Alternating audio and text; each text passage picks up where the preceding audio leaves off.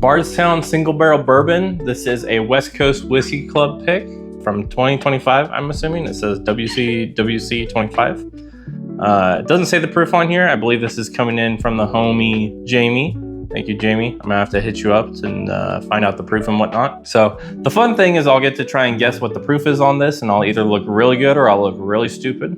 But I will put the proof on the screen for you guys as soon as I'm editing this and I find out what the actual proof is. But let's get into the nose here. Whoa, what the hell? Watermelon rind? Some light caramel? Whoa, what the hell is that? There's like a weird oak note in here. I feel like it's just kind of blending in with that watermelon rind note, and it's super funky. There's a little bit of like an orange rind in here as well. Quite a bit grassy too, so I'm wondering if this is maybe a wheated bourbon. Definitely one of the more interesting noses that I've smelled in these sample reviews. But let's check the palate. Tons of confectionery sweetness.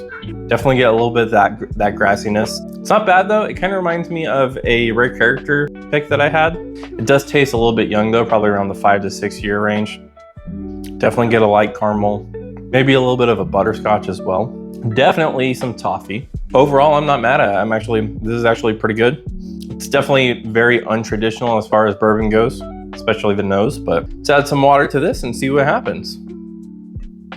Okay, really getting grassy now. I guess sweet grass. You just mowed the lawn and for some weird reason you collect all the grass shavings and you drizzle it with some vanilla icing.